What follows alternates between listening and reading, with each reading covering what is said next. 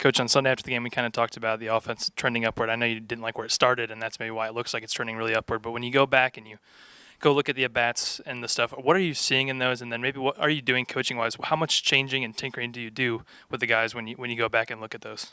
Well, it's definitely, we're trying to be a little bit more individual this year with some of our hitters. Obviously, we're not having tremendous results so far offensively, and I do think part of the reason why it seems that we're doing better is because we have some guys that are starting to feel a lot more confident with their swings. Unfortunately, we're having a tough time getting 9 guys in the lineup to feel that way at the same time, which is a constant struggle for everybody who plays baseball. So that's not unique to us. But we're trying to make some mechanical changes or adjustments, I should say, with quite a few guys right now. Because part of it is we've got guys that aren't pulling the trigger on pitches that they can handle, and I think some of it is just stance and stride, very basic stuff where they don't feel like they can do much with a pitch that they quite honestly need to be able to do something with. When they get that fastball in the inner half of the plate, they need to be able to make a good swing on that, and I think we got a couple guys that are feeling tied up with that pitch, and then the same thing, I think we got some guys that feel like the ball in the outer third of the plate is too far away from them, and we've got to feel like we can put a good swing on that pitch in certain situations. So there's some basic things, stance and stride, and then definitely trying to shorten up a couple guys' swings. But I do think we're starting to get some guys going offensively. We're fighting to get the rest of them going and hopefully score more runs. You talked about this week kind of being 5 games to get it right, going back into conference play next week. What do you anticipate lineup-wise? Do you plan to tinker with it, or do you more want to, kind of the guys you want to get to and just trying to get them hot going into conference play? Well, I think the big thing for this week, I think, is to try and get a couple guys that we can feel better about off the bench. So we've given J.T. Stone a lot of at-bats late in games just because he's a left-handed hitter. He's got some pop. And we'll pinch hit somebody late in games in RBI situations for JT, and we've got to continue to try and get JT going a little better.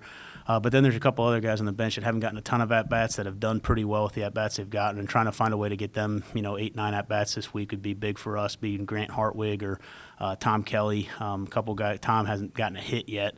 He's only had 4 or 5 at-bats, but he's hit the ball hard a couple times, and that's a guy we need to figure out this week if we can count on him in the 8th or 9th inning. Or if we need to, stick with some other guys or see if we can get some other guys going. So I do think this week's big for that, trying to figure out who can be a good pinch hitter off the bench, or maybe if they do well enough, fight their way into the lineup and get a role there. Will it be much of the same on the mound? I know you mentioned, I think it was Bailey last week. Guy comes in Northern Kentucky, just dominates, and then kind of has a let down the next game. Is it people like that you want to see and just throw them back out there and see what they can do? Well, the pitching side of it right now, we're just trying to figure out who can give us some consistency, which it's been a struggle. You even go, Andy Almquist this weekend was a good example where he's been really good 4 or 5 times for us this year, and he struggled 4 or 5 times from us, and we bring him in on Sunday, and he struggled a little bit. I think, most of the time when we bring Andy in with a lead, he's going to help us keep the lead, and this weekend he didn't. So I want to get Andy back out there on the mound so he can feel good about himself. He's going to have to be good for us to be any good, and Bailey Martin the same way. Struggled his last time out, but he's had a couple really good outings too. So we're trying to get those guys certainly on the mound to get some consistency for us. So we know what we're bringing into the game. We bring guys into a tight ball game. We want to know what we're going to get. And right now we're flipping a coin a little bit.